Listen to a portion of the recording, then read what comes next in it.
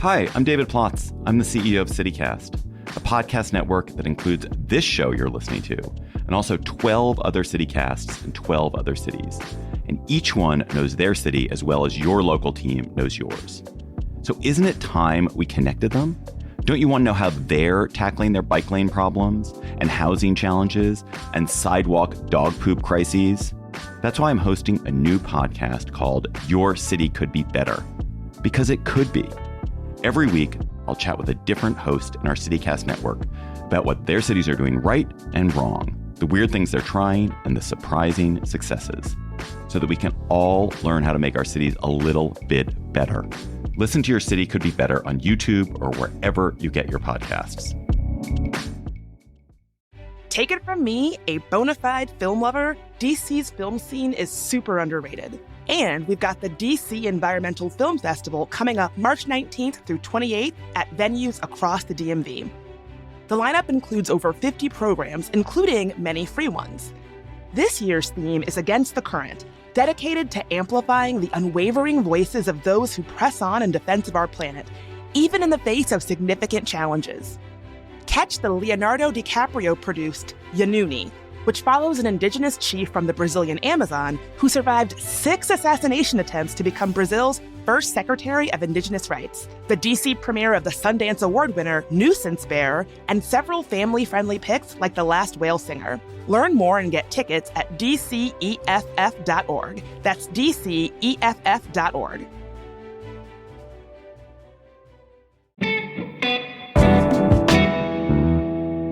Today on CityCast DC, we're talking about the fallout from the newly released video of DC cops helping DOGE guys take over the U.S. Institute of Peace.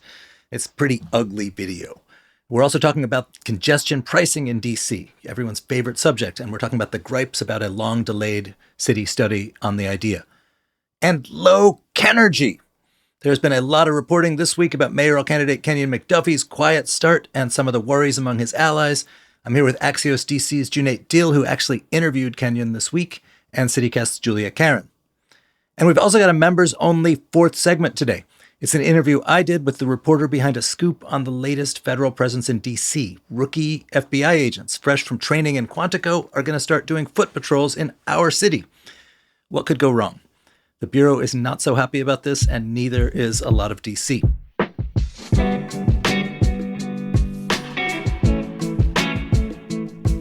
Today is Friday, March 13th. I'm Michael Schaefer. Here's what DC's talking about.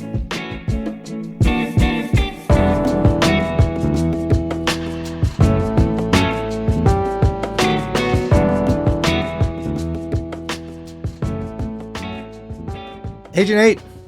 Hey, Mike. Good to be here. Good to see you, man. Hey, Julia. Hey, Mike. Wait, listen, folks, we got a special treat this week, too. As you may have heard, CityCast just dropped a new podcast. It's called Your City Could Be Better. The thing is, we are in 13 different cities in the country, and we take a look at one issue from our city that is part of a bigger national conversation about how cities could or couldn't be doing things differently. So the guests are usually one of the hosts from CityCast cities, and this week it's me. I'm going to talk about the debate over body cams and DC cops, the idea that they need to release body cam footage, not just when it's a DC police officer doing something, but when it is one of the many federal agents patrolling the streets. This is obviously a big issue for us, but it's really a big issue everywhere because ICE and Homeland Security and Border Patrol and all kinds of others are patrolling a lot of cities other than Washington. So I hope you take a listen. All right, let's talk about the speaking of police cam footage. So in the spring, when the DOGE team was on its most high energy rampage, and there was a struggle, people might remember, about taking over the United States Institute of Peace, which is one of these quasi-independent organizations. The Trump administration asserted a right to fire everybody and take it over. The people who were there said nothing doing, and this became kind of a standoff. And eventually, the DOGE people gained access to the building and forced the other people out. It was sort of a dangerous, weird, third-worldy, violent almost incident. Some reporters have been suing under the Freedom of Information Act to get access to the footage of what happened. Police wear body cams. They are only forced to release the footage in certain circumstances. In this case, there was litigation, and eventually being this week, the footage dropped. And it's some pretty ugly stuff. Did you guys see it?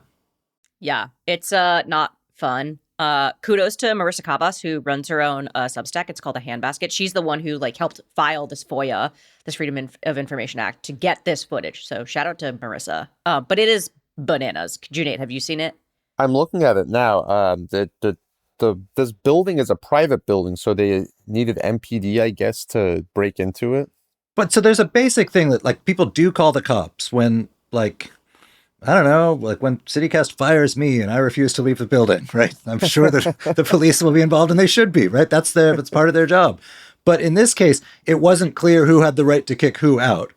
And the police acted anyway. And in some of the video that's really disturbing, they are basically representing themselves to the existing Institute of Peace staff, the ones who are being targeted by DOGE, as we're here to help you. We're just trying to calm everything down. We're on your side. And obviously that was not the case. We see them picking locks, and the result was what DOGE wanted. I think this is hugely, hugely important, not because of the fate of United States Institute of Peace, which is, not part of the daily lives of most of us, but because this is another case of where the local government, particularly local police forces, work alongside federal agents in the Trump administration, risks doing great damage to their own reputation. And people in the district, the police department, the city government have worked very hard to try to create a good relationship and a good opinion of the police. And the police are trained pretty well in dealing with chaotic urban situations, de-escalating, and so on. And this work alongside the Trump administration, we saw with some of the ICE ride-along patrols, some of the shootings that Homeland Security Investigations was involved in, risks really undoing that, where the stink of some of what the Trump administration's doing will land on a local police force that very much tried to avoid having a stink on them. My big question in all of this is obviously now we have the footage. Where was Mayor Bowser on this? Where was Pamela Smith on this? When this is coming down, obviously you have, as you've talked about, Mike, an institution that is trying to bridge this gap. And now there's this live action footage of them assisting these DOGE people. So do we know if we're going to hear from Mayor Bowser about this at all, or the new chief of police, since Pamela Smith is gone? I think that we'll hear as little as they can possibly say, because they're in this very awkward situation of trying to placate the federal government because they fear for the loss of the limited home rule that DC does have. Cuneyt, is there? You cover City Hall. You're in there every day. What's the fallout been around this? Well, I gotta say, Mark Seagraves did a story on this too, and I trust that he would be holding the mayor's feet to the fire. I think the answer is not that surprising, though. The likely answer, I guess, I haven't heard the mayor talk about it, but again, the home rule being so fragile, I think it's just a matter of they're going to try and sweep this out of public view as much as possible. But we do have a mayor's race on, and we have a race for the non-voting congressional delegate. This seems like the kind of thing where any candidate has sort of a free shot to take a whack at the Trump administration and to say that they would never do something so dishonorable as what has been done here. Yeah, and not these federal agents, but other federal agents like ICE and DC's cooperation with ICE has been in the mayor's race conversation now, and Kenyan McDuffie has come around to also saying he would cut cooperation and the police ride-alongs. We talked a little bit about that this week as well. Because I was curious, what is the cooperation from Kenyan McDuffie's point of view? And he was saying, we don't want MPD and ICE riding in the same cars or showing up and sometimes writing police reports that might be favorable to one side of the incident or something. So, yes, this will be continuing to impact the mayor's race, and the problem is how much of a hard stance can they take without upsetting the feds too much as a new mayor that would be taking the office, and someone Trump has no rapport with or no idea what kind of person they are. What's the deal right now? Like, I don't think they probably ride in the same car that much, just because like they don't ride in the same car. But like, if there is, and they say that MPD does not do patrols with ICE. They say they'll do them with other federal agencies. But what happens? Like, if there's some sort of incident involving ICE or any other agency that answers to Trump, it's on the scanner. MPD show up because there's a disturbance. What is the protocol then? I mean, then, you know, in the eyes of civilians, you see all these people with guns and badges walking around, and it's not, I mean, civilians are not trained to like distinguish which badge means what. They are just liable to see this whole thing, and if it's ugly behavior, they're liable to see this whole thing as really ugly. Right. I mean, it's not good for the general trust of the public for their police, and I think you alluded to this, but there should be some level of trust between MPD and the federal officers too, and anything that chips away of that is not leading down a good path. The thing that happened at the U.S. Institute of Peace was in like last year, March or so. It was very early days of the Trump administration. People were really kind of making it up as they went along, right? There was no precedent for this, but now there is. Do we have a sense of whether either the sort of the city government writ large or the police department specifically have presumably they've had to spent some time thinking like, what are we going to do next time something like this happens? You got to wonder how much of that is happening in a lame duck administration and in a police department that has a new chief whose own, I think, status might be a lame duck, depending on who wins the mayor's race. Will they keep this police chief? Have they said one way or the other? I don't think we've heard that. And honestly, I haven't even asked actually, or thought to even, but I think part of the thing is like, we don't know this police chief awfully well. It hasn't really come up in conversations.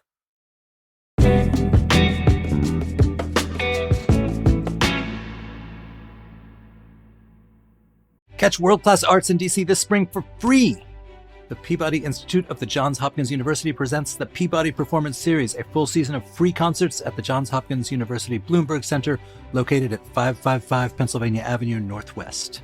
The Peabody Performance Series brings the artistry and innovation of one of the nation's leading conservatories to the heart of DC, with concerts and programs spanning jazz, classical music, and dance. On March 24th, experience the Dance Showcase featuring contemporary choreography by Peabody faculty and alumni.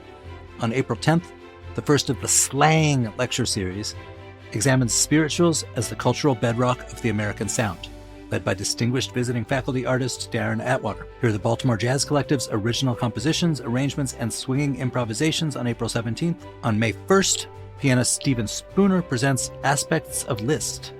And on May 8th, the season concludes with a performance by the Peabody Jazz Ensemble. While all events are free, tickets are required for entry. Learn more and get your tickets at washingtondc.jhu.edu. Don't miss Folger Theaters As You Like It, playing March 10th through April 12th at the Folger Shakespeare Library. Envisioned by artistic director Karen Ann Daniels and directed by Timothy Douglas, this production of Shakespeare's comedy offers a love note to DC, imbuing the Forest of Arden with the familiar vibes, culture, and characters that mark the district as a resilient and redemptive place of belonging. Featuring choreography from Tony Thomas, a Folger Theaters Helen Hayes award-winning production of Metamorphoses, and original music by Grammy Award nominee Kokiai. Don't miss this take on Shakespeare's playful and musical comedy.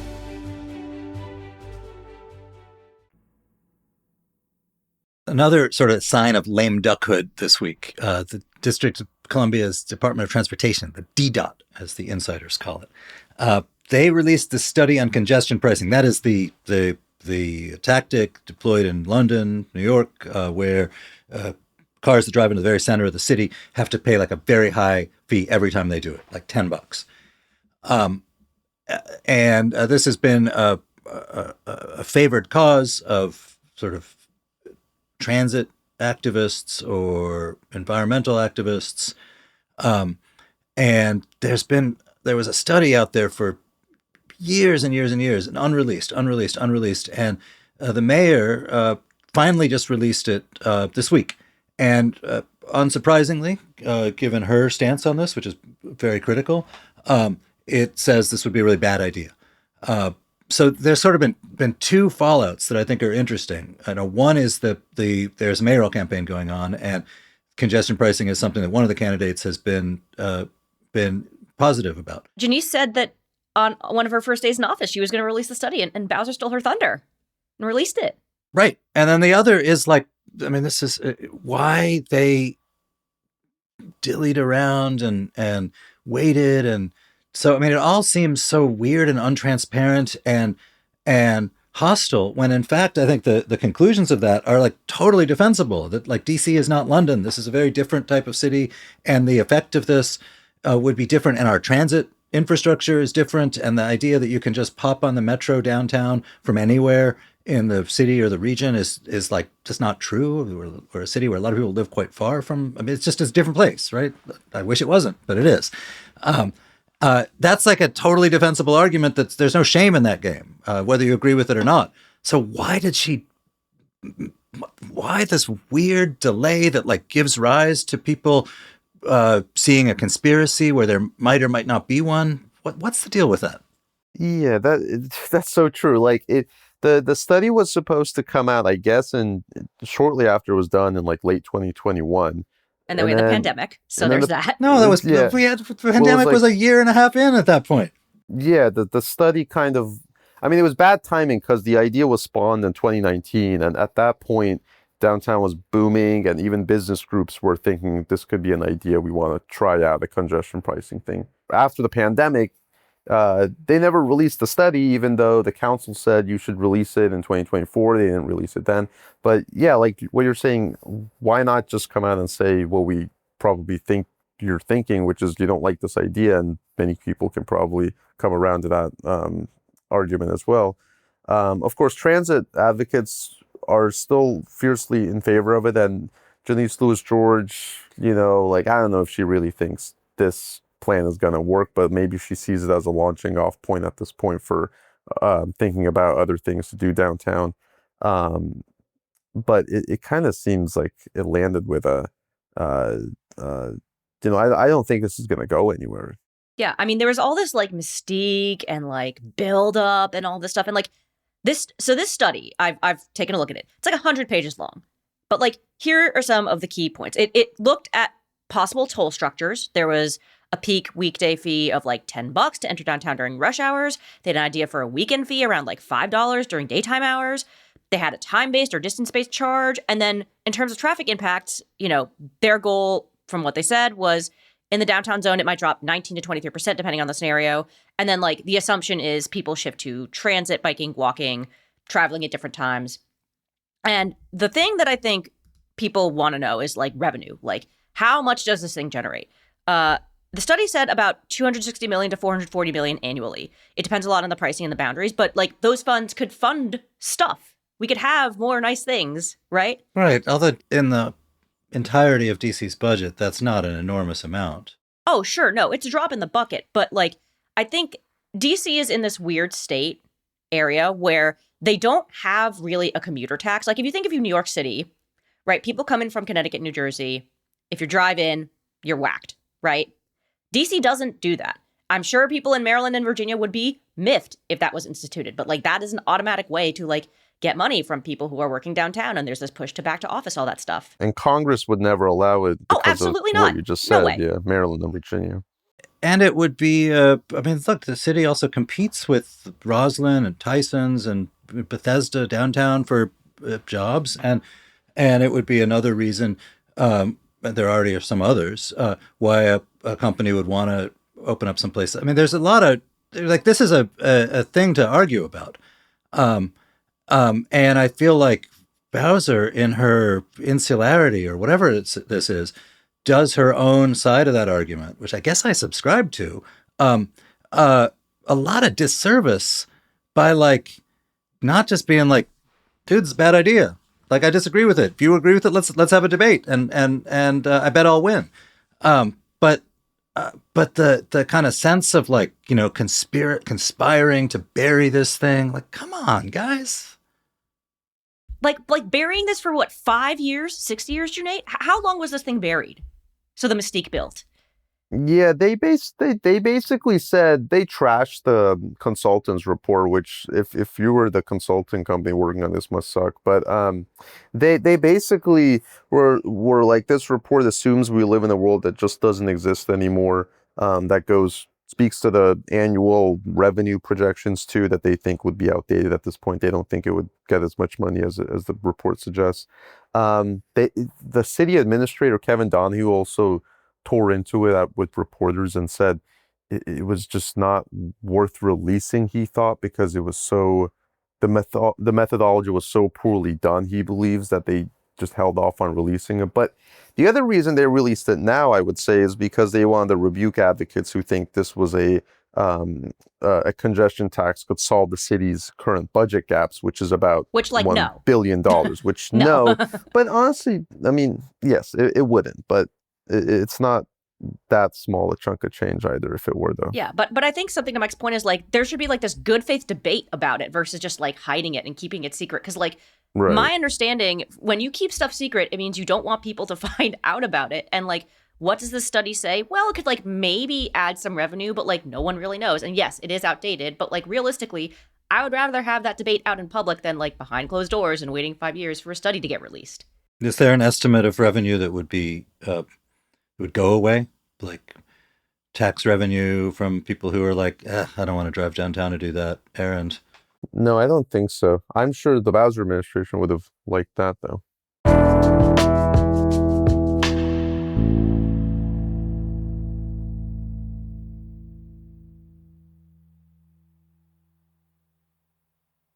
Cuneyt, you interviewed mayoral candidate Kenyan McDuffie this week.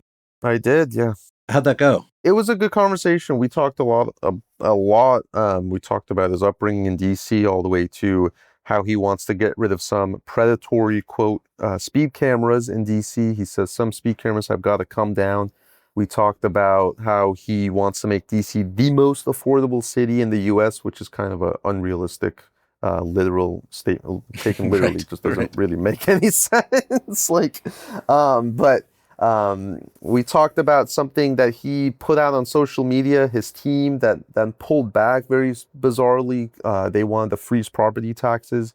McDuffie said that was an idea being considered internally, but wasn't ready for prime time, and said that was a mistake that got out. So we covered a lot. We can talk about some of those things. So in the Post's story, it was sort of a state of the race.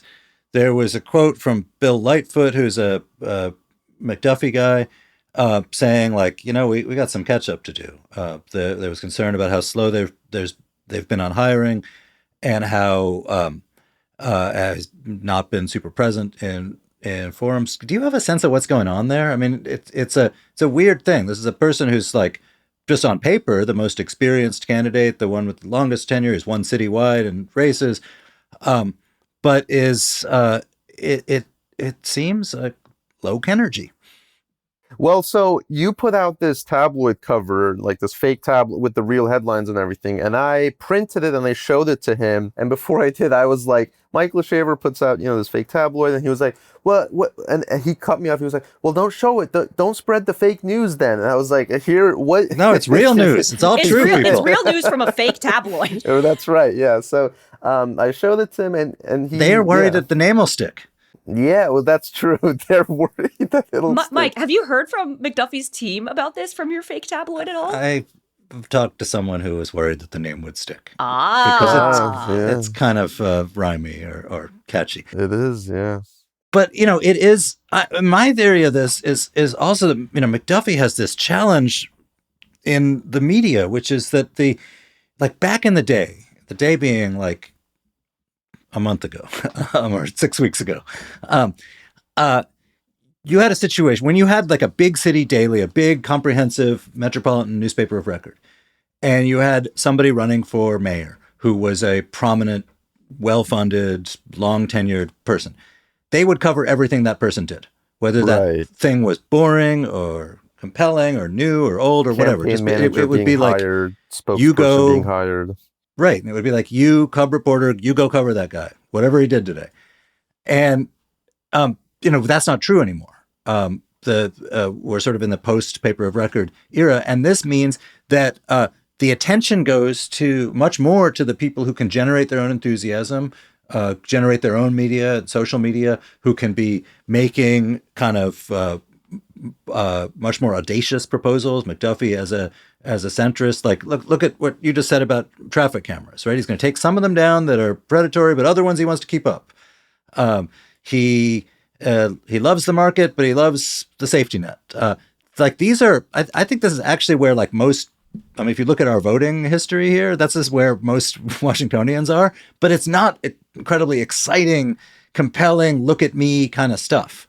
And at a different moment, that wouldn't have mattered as much. But I actually think he suffers a little bit because he does not have the sort of built-in social media and movement kind of fan base that his principal opponent, Janice Lewis George, seems to have.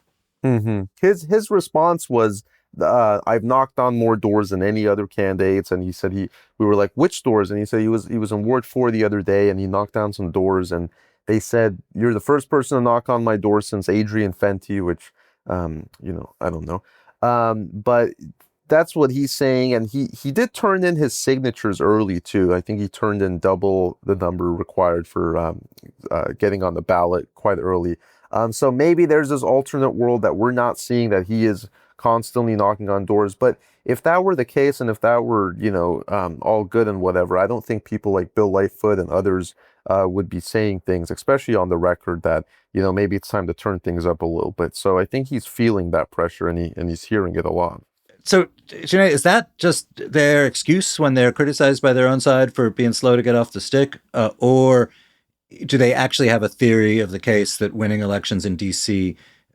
Involves doing this sort of in the weeds field work that is not going to get media attention? I think that's right. And I think they also reject this idea they need to go to every forum that every civic group or special interest hosts. Like he skipped a transportation forum that was hosted by 6 groups, including, I believe, Greater Washington was one of the prominent sponsors. And he basically told me, like, who did Greater Washington endorse? And I was like, oh, so they endorsed your opponent. That's why you didn't go? And he kind of like, yeah. Isn't that the forum where you lay out your theory of the case, as Mike said, and like kind of like at least like have thoughts and feelings about transportation, which is a big issue in this city, like just not appearing at all? Yeah, I mean, they believe they don't need to go to those events because people that he door knocks on that are, I'm sure, pinpoint likely voters, he figures they're not asking about those issues or they're not the ones going to those events. There are other ways to reach voters, is what he believes. But I mean, he said something to you that I thought was a good line, where he said that nobody, when he knocks on a door, asks him about the K Street Transitway, which is to say, this is this like issue that is of concern to the very online transportation obsessives, bicycle multimodal obsessives. Well, it's a massive project. I mean, it's a whole project down K Street to completely redo it, put bus lanes or whatever. But 100%. But weirdly, a lot of Washingtonians aren't, don't go to K Street. Right. I mean, plenty do, but if you're to extrapolate from that, his theory of the case on the election is that kind of stuff may be of passionate interest to a few people. Maybe he's written those people off already. I don't know. That doesn't seem very smart. But mathematically, it wouldn't be a disaster either. He says we built out a campaign calendar working backwards from June 16th, the primary day, which is knocking on thousands of doors across all 8 wards, attending events, meet and greets, being in living rooms of people with 20, 30, whatever many people, having fundraisers. And he's kind of waiting for the ballot to be set as well until going to more forums and debates. But this is kind of the playbook Mayor Bowser followed as well. She picked and chose what events to go to when she was running for mayor.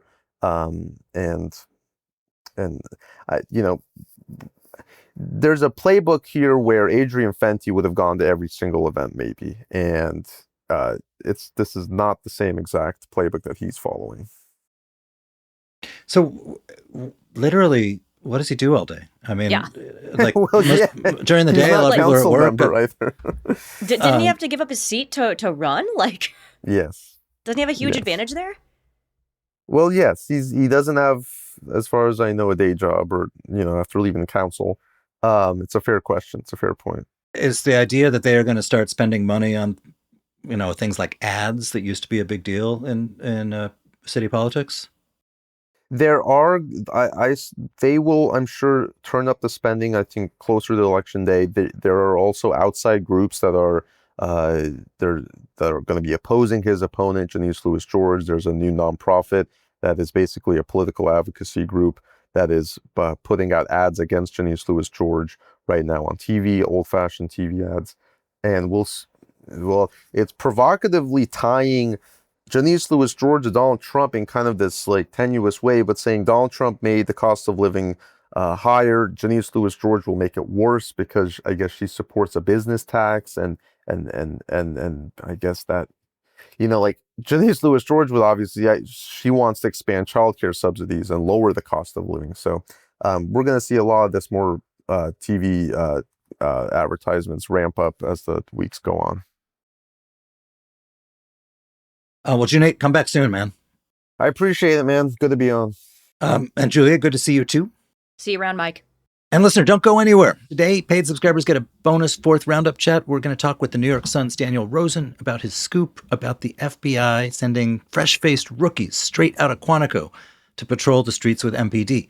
If you want to be sure you always get the full episode, become a member. Head to membership.citycast.fm and sign up. It's only $10 a month. Members get ad-free listening, exclusive members events, and an extra events newsletter every week. Again, that's membership.citycast.fm.